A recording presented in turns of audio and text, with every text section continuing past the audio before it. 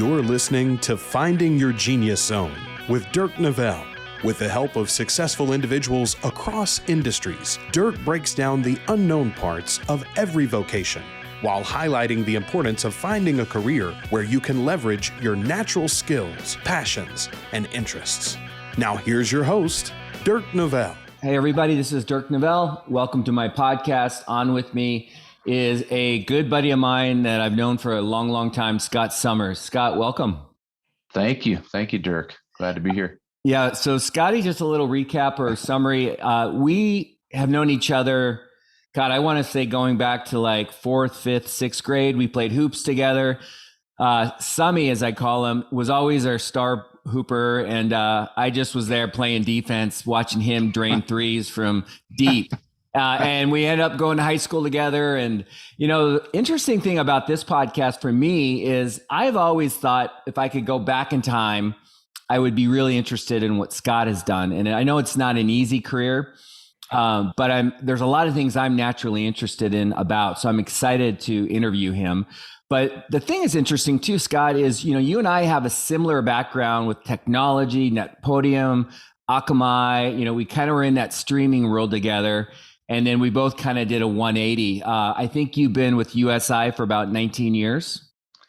That's correct. You got it right on. 19 years in June. I'm watching you. I know everything about you. So anyway, I'm going to let Scott. Okay. So Scott works in commercial insurance. And if I say it wrong, he'll correct me, but property casualty. And, you know, Scott, if you're, say, heading down to California to go see your daughter at college and someone sits next to you in the plane and asks you what you do, how would you respond? Oh, that's great. It's kind of the elevator pitch or the airplane pitch. But yeah, I think it's first and foremost, I'm all about my clients and obtaining new clients. And the role I like to have is kind of their trusted advisor, viewing it as kind of an overall risk management advisor position where I really have to dig in and understand the nature of what they do with their business, whether it's owning and developing properties in the real estate world or in the technology world. I've got clients kind of across the gambit, but it's really diving in and understanding a company's business or an individual's business, and then assessing the risk that's involved with it and finding the best placements for them from an insurance and risk management standpoint. Yeah. So when you made the transition, were you like, what was it about this industry or this career? Because it was very different from your background. Still sales, but what was it about commercial insurance that kind of did it for you? Yeah, I felt like I've always been pretty good at assimilating things technically, like learning a new business technically. You and I both came from a technology background where we had to constantly be evolving and learning new things. So I figured I could probably pick up the technical side of the business. But what I also liked about it is that I knew I had a good sales background, and I really enjoyed the relationships you develop in sales. And in the world of insurance, one of the best parts about it, to me, the most attractive parts of it, is you gain somebody's trust, and fortunate enough to land a new client. In our business, you're then incentivized to keep them as a long-term client, and it's an annually renewing relationship where you're constantly, obviously your customers' businesses are evolving and you have to adapt, and if you do a good job for them and they're loyal, it's a long-term relationship. And I've got a lot of my clients are 15-year plus. So that what I thought I would enjoy from that standpoint has proven to be the case over the years, is the ability to, land and then keep a long-term relationship client. Yeah. So like I talk a lot about that on my podcast in terms of not like I'm going to ask you what you make, but like how you're compensated. You know, in my world, I start over every month, and I have to do a lot of volume, and I sell to consumers, right? People I know, people like you, friends. You're selling to businesses. So lots of questions I have, but when you first started, I mean, I don't know what age, 19 years. So, okay, I get an idea. You're going after these large companies selling to, by the way, who are the titles that you sell to? Is it C-level? Yeah, it's usually, if it's a more of a traditional, like a company, it would be the CFO usually, or chief operating officer, or chief legal, like general counsel at a company. I do a lot of work in the real estate development and property ownership world, where it's an individual a lot of times, or LLCs that own properties. Okay. Yeah. So when you first started, like, how was it hard to establish credibility? I mean, you're a younger guy, strong sales background. Like, and the reason I ask this is because if somebody's interested in getting into this line of work and they're trying to figure out, okay, how the hell am I going to start making money? How long is it going to take? What's your 2 cents on like that process? Is it a 5-year window, 7-year window? Can you get lucky and land 2 big clients in a year? Yeah, you can ramp fairly quickly. I'd say 2 years is the investment time that we look at a lot of times when we're bringing on new people, or when I jumped into it. 2 years is a timetable to sort of ramp up. When you come into the insurance brokerage world, at least at the size of firm that I'm at, they're willing to make a bet on you for a couple years. They're going to pay you more than what your book of business, we call it, what my client base justified. They were kind of betting on me for a few years. I did ramp quicker than what the usual projections are, but 2 years is a good timetable, and it becomes easier as you go. In the early days, I was calling a lot more technology companies, where I really sold them on the fact that I was just coming from the technology world into insurance, and I had a more of a sense of urgency than the insurance world typically has. But then once you start landing clients, it becomes it's a business that builds on itself, and it gets easier if you're doing the job right. So is it normal to like develop a niche and say, hey, I sell risk or property casualty to the real estate environment? I noticed in your bio, you kind of work with all kinds of industries. Is that typical, or do guys and gals in your profession kind of specialize in one? Yeah, it's become more and more common over the 19 years. I think in my 19 years in the business, for specialization to really be a focus. It's the easiest way to land new clients is to build your expertise and your brand in a certain area. And initially, I was a lot in technology and real estate. I've done some food and beverage, but when you start winning business accounts in a certain area, and you really become specialized in what the risk management exposures are for that business, it just becomes a lot easier to walk the walk and talk the talk with, and those clients start referring you to other people in those lines of business, and it gets easier. Yeah. So, we both have friends in the business. You have competitors, people that I know. When someone decides to go with you, like, what is it? What's the reason? I mean, there's probably multiple. They like you, they trust you, but like, how important is it the team? Is it the products that only your company has, or do all the competitors offer the same products? Is it just a typical like, hey, I like Scott better and I trust him, or what's Scott's the reason? a great guy. Yeah. He is a great guy. No, I think it's we have really, one of the coolest things about my time here is that when I started, we were a large regional based insurance brokerage, Kibble and Prentice. And then a few years into it, in 2006, we became part of USI. In both cases, they were my regional firm, Kibble and Prentice, and then the national firm I joined were strong in areas that I specialized in, where I think the coolest things is we've been able to develop proprietary offerings or market relationships that are unique to us to make that I can bring to clients and prospective clients, whether it's like in real estate, we've got a really unique exclusive market for course of construction insurance when you're building a project.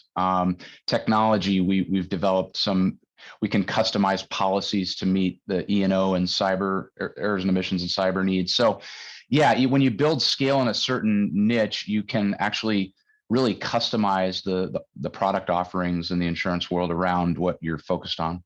Yeah. I mean, like in my industry, it's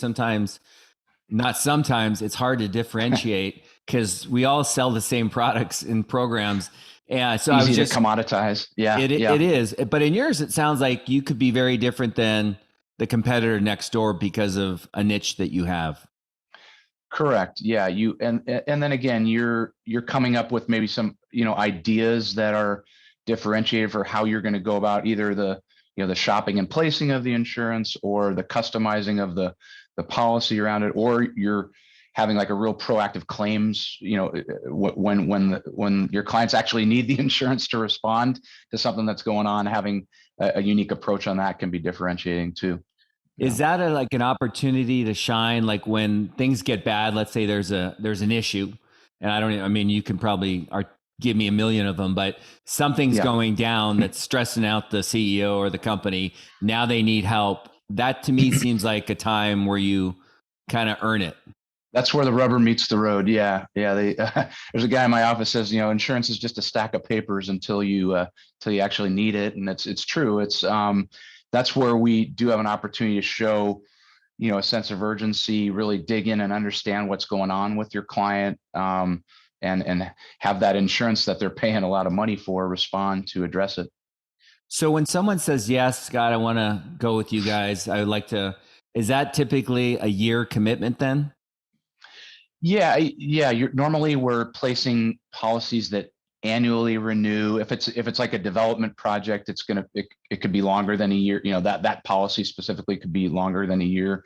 And there's some multi-year deals we do, but in general, it's kind of a year to year thing. And you start the process early in the year to renew, and then they're kind of committing to you for that year forward. Oftentimes when you win new clients, it ends up happening mid-year, but the policies, most of the policies renew on an annual basis. Yeah. Okay. So when they're signing up with you, I know that with every good salesperson or group, there's a team that, right. And especially in my industry, who are they getting? Like, are they getting a team? Is it depend on how large the company is and how big the account? Are they getting a team of 10, 5, 20 people? No, it's a great question. And that's, I think that was part of your question earlier too, that I could address now, is that it's definitely one of the things we've really prided ourselves on is being able to have a deep bench of technical resources. So there's going to be a counterpart to me that handles the day-to-day side, like the administration on the account, an account manager or account executive, we call them. And then there's this team of more technically oriented folks, like on the claims side. If you have something go wrong there, that's all they're doing is eating, breathing, and sleeping, managing claims for our clients. We've got specialists around like tough property insurance placements, which is becoming really important with all the catastrophic things that are going on in the property insurance world. We have specialists around property, public companies, directors and officers liability is a huge coverage area where we have expertise. So yeah, you're tapping into this bench of probably anywhere from 5 to 10 people during the course of the year that can touch your account with their different specializations. I have somebody that really looks at contract reviews with me for my clients. That's another big area where we can differentiate ourselves. So yeah, it's a we want our clients to feel like our team is an extension of theirs, and it's up to me to be kind of the quarterback of that team, and I get them hooked up with the right area of expertise at the right time to address whatever's going on with their business. So when you land a large client, I want to get into kind of that process a little bit. Timeline, I know it can vary, but once you have somebody in contract and you're their go-to, how involved are you? Like, is it an everyday you're getting calls about issues, or can it go quiet for 3 weeks? Nothing's really going on. I mean, if you have 10 clients, are you dealing with those 10 clients every day of the year? No, definitely not. I think it's a difference in personalities with who you work with. Some of my contacts that my clients prefer a little more interaction. What I would say is we try to have a bare minimum, a quarterly touch point with our clients. Now, again, the ones that are active, I mean, I've got as much as a weekly or biweekly call with some of our biggest, most active clients that are they have a lot of transactions going on. They have a lot of exposures with their business, whatnot, where the need becomes weekly or biweekly, but in general, at least a quarterly touch point with clients. And that seems to be a good kind of cadence that we follow with a lot of our clients. Okay. Obviously, there's going to be things in between that come up that you got to leave time for too. But yeah, that's general rule of thumb. So if you have I'm just curious, like if you have a Yeah. team of 6 that is on an account, a large account, I mean, scaling, right? There's only so much time in the day. There's only so much work that we can do. If you get more accounts, does that mean that you're just bringing on more additional support, or can those teams handle 30 different clients, or do they say, hey, we're capped at 5? I mean, Yeah, we try to provision enough to allow for growth, and certainly we'll add members if we've been fortunate enough to have like record growth the last couple years in a row in Seattle with USI, and we've been adding and augmenting, particularly on that technical side, but then also the day to day. I said my involvements at least on a quarterly basis, but a lot of, the bigger clients that from an administrative standpoint for things like certificates of insurance or evidence or the loans closing where we have to show insurance evidence, that can be almost a daily thing. And so, yeah, we've got to be cognizant of that and be ramping the team as needed. okay. And then as far as the process of like, I know it can vary. You've been in the business 19 years. I'm sure some deals have happened quicker than others, but is there an average ramp up timeline associated with kind of start to finish of like winning a deal? I mean, is that a 6-month, a year long, a 3-year long process, or does it just really depend? It does depend. I think we're in, like, I do a lot of work with real estate owners, developers, and it's a particularly tough market for the big insurance premium driver for those folks, which is property insurance. So you see more movement and quicker sales cycle time in this kind of market, of what we call a harder insurance market. In general, I would say, I bet the average is, 2 to 3 years chipping away at a big client before you get that opportunity to, again, it can come quicker, and a lot of times it does, but I'd say it anywhere from a 1 to 3 year sales cycle, unless, again, there's times where people come to you because they're having some challenges or some pain around something where that tends to condense the sales cycle. And as far as loyalty, like what happened, like, I'm just trying to think, like you get new management, right? A new CFO comes in or whatever. Is that kind of a vulnerable period where you're like, oh God, my relationship has just left? I mean, is that what are the things that scare you in this business? New management. I don't know. I'm sure you and I are I know we work hard. We're pretty intense guys. Like what are the things that, and the reason I don't want to be negative about, if you're going to get into this business, you have to understand, I mean, there's some stress, right? Where's the stress come from? You brought up a great point. Our business has always been very relationship driven. And I like to think that folks that I have worked with like to bring me in and look at situations where there's movement, they go to a different company, that they'll at least reevaluate and maybe look for an opportunity. So that, it's always a concerning time when there's a CFO that I've worked with leaves and the company brings in a new CFO that might have pre-existing relationships. That's always, that puts us on a little bit of an alert. We got to keep doing the great job we're doing and hope that wins them over. And you may put more time in that year to develop that relationship further. But that can be an agent of change. I think companies either experiencing huge rapid growth or the other way, or struggling, that can oftentimes lead to a reevaluation of this kind of relationship. And the harder market that we're seeing right now, like I talked about, will lead to a lot more reevaluation maybe than in other years. So if a company is struggling with the economy or whatever, they may edit, change, revise the policy they have with you, where their premium, I don't know if the word premium is even the word you guys use, but maybe they're not spending as much on insurance, right? Right. So, and then would that bounce them out of your, like, do you have minimums? Okay.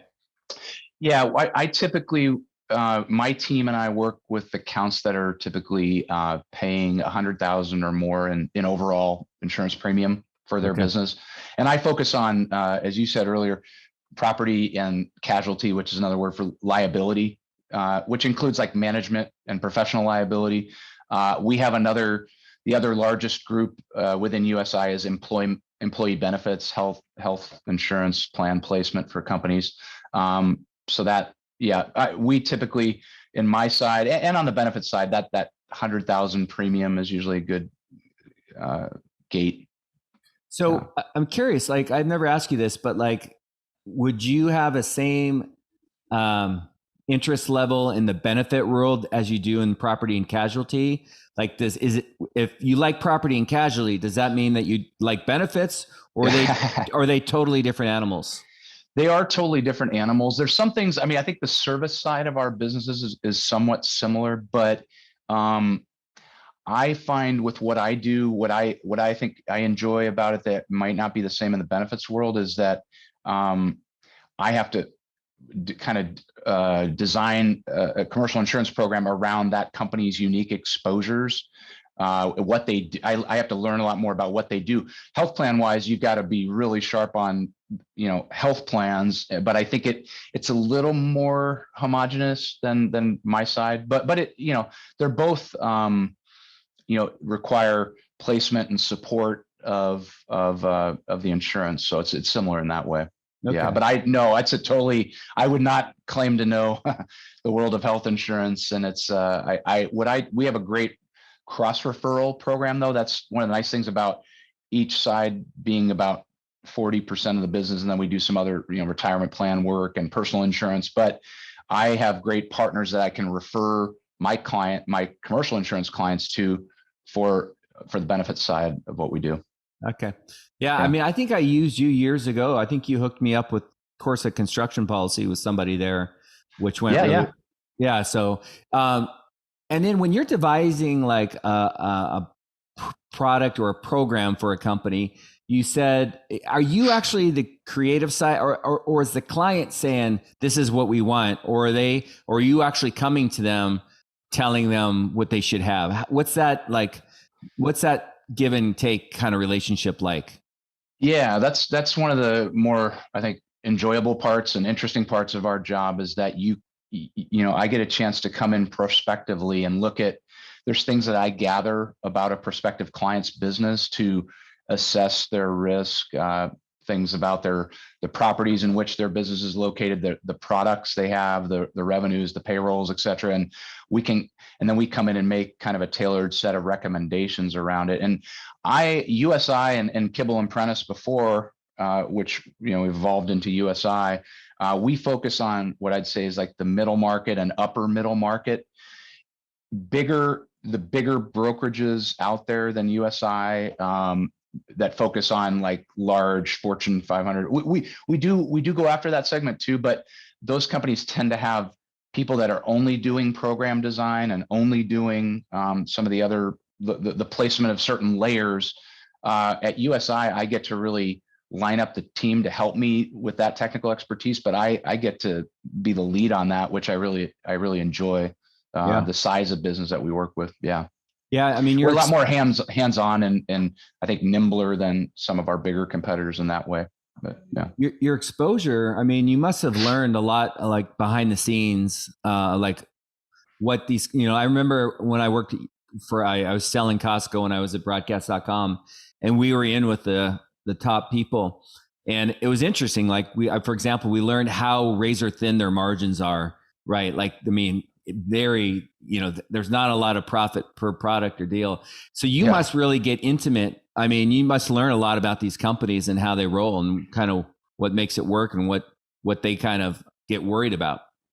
No, definitely. We gotta understand what's driving their balance sheet and their what are the biggest financial concerns and risks with their business and how we can address them. Yeah. And also manage the program. A lot of policies are, audited. If you're like your payrolls and sales are going up, that's going to lead to a bigger premium. And so we have to kind of manage that and make sure we're managing projections with the businesses that we work with.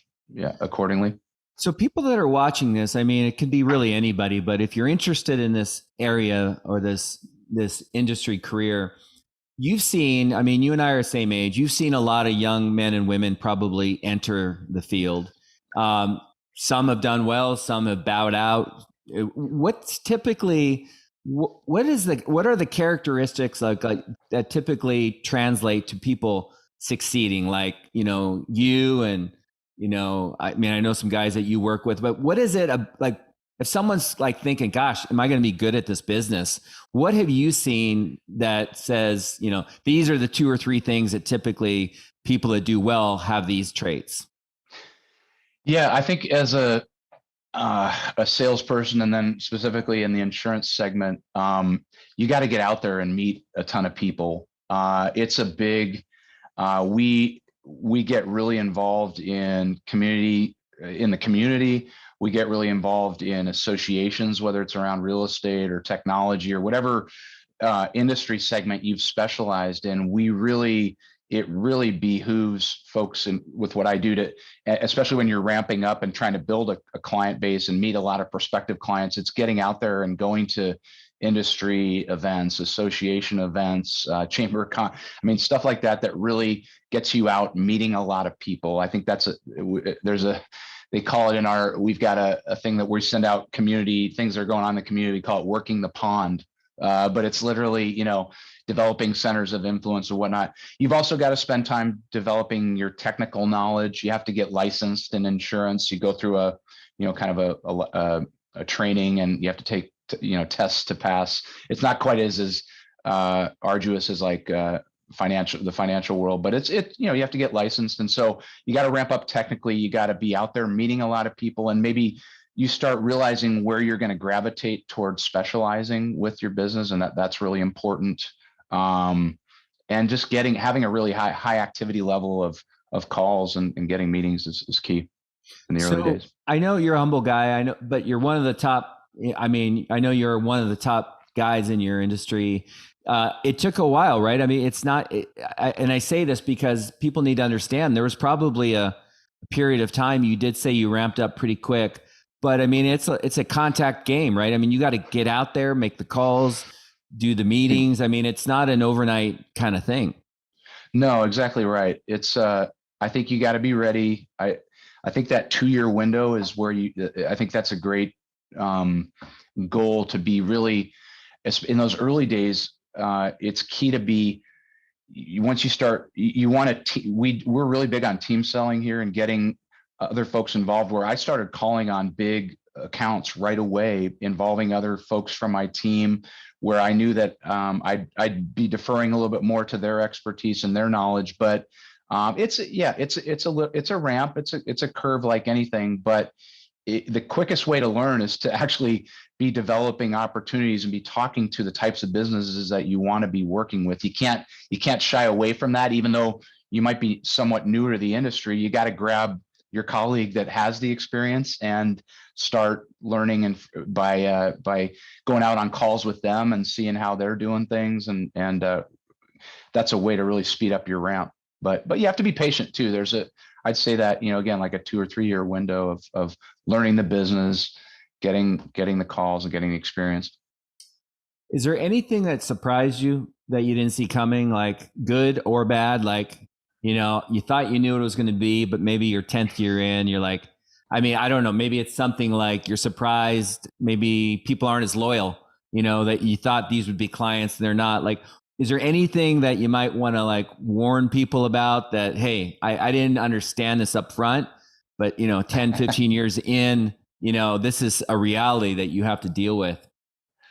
Yeah, I think what was unique, I had the technology background like you before I got into the glamorous world of insurance. And I thought for sure that that would be one of my major focuses and niche client base wise. And it has been, and I really enjoy calling on and working with technology companies. The thing about the technology business, though, that we all know living in this area, is there's the big whale companies like Microsoft or Google, but a lot of the medium size, medium to larger mid-sized companies, there's a lot of movement, and they sell. I've fought hard to win technology clients, and then had them sell, and then they're owned by a big multinational firm where I don't, they're going to move away from me because there's another relationship there. So I kind of learned. I thought maybe I'd have more in that technology world because I came from it, and I do, but not as much as maybe as I thought. Where on the real estate side, where I've gravitated toward a larger chunk of my business, it's those tend to stay around longer, and they're you're not as worried about that M&A activity, I guess. Yeah, no, that's an interesting thing it brings up. Like, are you isolate? I mean, do you have a specific geography? If they're if a company's headquartered in Massachusetts, can you handle them, or do you only handle like your region? Like, we all are used to territories in sales. How does it work in your world? I've been really fortunate, and I've loved that aspect of both Kibble and Prentice and USI, is that we don't give territorial limitations. Wherever, I think the motto from Arnie Prentice, Chris Prentice on down as our, kind of the regional leaders here, relationships take you wherever they're going to take you. And we don't really set up rigid territorial guidelines. I will say that, I mentioned my real estate, the work that I do. I will definitely, one of the cool things about USI is I'm really encouraged to bring in my partners from different, like, I'm not going to know the nuances as much about placing insurance for hurricanes and named storm areas like Florida, South Carolina. I've been fortunate enough to have clients that have properties in those regions, and I'll bring in my regional property specialist from USI in that area. So no, we don't have territorial. If I have a relationship, I can pull in experts from that part of the country to help with the placement, but I can run with that relationship wherever it is. Do you ever compete with people inside the company in other areas, or is that off limits? No, it sometimes there's going to be somebody that has a prior relationship, and it's really, our motto, I think, is the best ideas and the best relationships win. And so I think we collaborate pretty well within USI, but yeah, it can come down sometimes to, you got to figure out who has the best path in at the certain time, and it can lead to some healthy debates, but it usually you end up figuring out what the best path is, and cool. Sometimes you end up collaborating with somebody where and it ends up strengthening the cause. Yeah, I get it. So let's get into a little bit about. I'm always curious, like the day, the week, the lifestyle, like. I'm assuming your phone is on often, and it's hard to maybe shut it down because you might have something go on a Sunday night and you have to be available. What is your week like? Like, if you had a piece of pie, would you say 50% is face-to-face, 20% is doing Zoom calls, 20% is trying to prepare and for a deal or a presentation? Like, how is your day or week? What does it look like? Well, thank goodness it's starting to be much more weighted toward the in-person meetings again. That's really key for our business. And I mentioned like those, if it's clients, it's those quarterly touch points. If it's prospective clients, I love to be having, at least 3 to 5 meetings like that a week. So yeah, in an ideal world, and it's starting to get back to this where, maybe 50, 60% of my time is out, is going out and meeting with clients or prospective clients. And then I try to, I carve up my week, and it's pretty good to follow a disciplined approach on this, but I try to leave Monday and Friday are my days to really tie up loose ends in the office, maybe more so. And then Tuesday, Wednesday, Thursday, I focus on having meetings out in the field. Now, obviously it broaches into those other days, sometimes doing meetings based on people's schedules, but I try to have days that I target for being in the office versus days where I'm out doing meetings. And there's a fair amount of, like, if we go out and land a new client, there's a lot of execution that has to go on. And I am very hands-on with the team on that. And so if I've landed, it goes in cycles a little bit, where if I've landed a bunch of new business, I'm going to be in the office more now, helping the team execute on, whether it's an urgent placement for a new client or that type of thing. Yeah. So, I mean, if you're an introvert or a quiet guy or gal, this might not be the right route for you, right? I mean, you've got to get out there and socialize and hang out with people, right? I mean, it's not a job you can do out of your closet. No, no, it's a great point. Yeah, you got to be a people person. I think you could, I think I've got some of that. And then I can get really passionate about what we're bringing to clients, and you got to have and that can energize you. But yeah, you need to be wanting to get out there and really stir the pot, so to speak, and and meeting a lot of people in a lot of different businesses. Yeah. And then Scott, we talk about like things that are part of a career. Like, like for me, freedom is really important. Like you, I've got kids, I've coached them all. I like to go to bed with them, wake up. Like I like to be home. I don't like to miss holidays. What are the 2 or 3 non-negotiables that you get out of your industry? Like, I mean, it can probably depend on the person, but I mean, I would assume obviously compensation, you're not capped. That's a good one. But what is it? What are the ones that do it for you? Like, what is it that if you didn't have these 2 or 3 things, you might not be in the industry? Um, Yeah, I mean, I think that this insurance brokerage has been a business where I could really manage my own time really well, and that's been important to me. And like you, I coached all my kids. They're getting older now, but that family time has always been really important. But also in our business, one of the non-negotiables is when you have a really important client renewal, I've got to be able to budget my calendar for that time of year, or that time of the month with a client, to know that I got to be really honed in on that. So that's a non-negotiable too. It's like, it's the work-life balance where you're making sure that you're leaving time for crunch time when it's time to deliver for clients, but then you can manage the hours in the day so that you've got time for the family as well. Yeah. What would you say you love about the job the most? Like, I mean, I don't know if that's a too general of a question, but there's probably a why for you, or a couple whys. Like, what is one of them? I think it's the passion I'm able to, and the knowledge of a client's business or their real estate portfolio, being able to translate that into where I'm a go-to person. I'm an extension of that company's team. That's what I really enjoy. I mean, yeah, our business is good from a monetary standpoint as you build your book and you develop these loyal client relationships that renew every year. But I really enjoy the aspect where I'm seen as a kind of a trusted advisor to my clients, and a resource that is somebody they really look to all the time. That's important to me, and that's the kind of role I try to have, and that's probably my biggest driver. Day in, day out, is actually delivering for clients, or feel like you're doing absolutely everything you can for them. That's what I enjoy about the business the most, I think.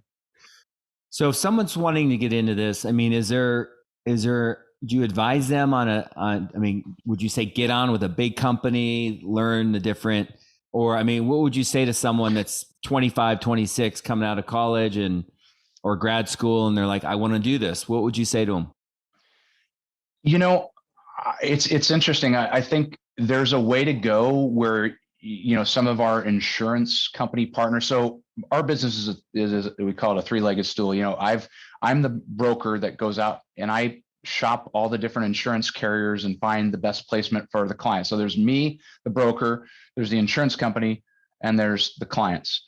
In my role, I have to have a good sales background and training, but then the insurance side can be picked up. I would recommend one of two things for people looking to get into our business. I would recommend, there's great insurance programs now in a lot of schools. Like I know Washington State has one that we've been picking people from quite often lately. You could choose to really focus on that side first, the technical insurance side, and go to work for an insurance company, or it'd be great if you come from a college program like that. Then you're going to have to pick up the sales training somewhere else. And that's where USI has really developed a good, sales ramp up program now that we have. So that, I think there's some advantages to a bigger company from that standpoint. The cool thing about joining a smaller, maybe regional firm, is that you're just going to be learning on the fly. They might not have as much of a set curriculum, but you're going to get a chance to ramp just by hands-on. So I think, again, you could go out and get a sales background first, or you could get the insurance background first and then ramp on the sales side. A couple different ways to go. I think either has a lot of validity to it.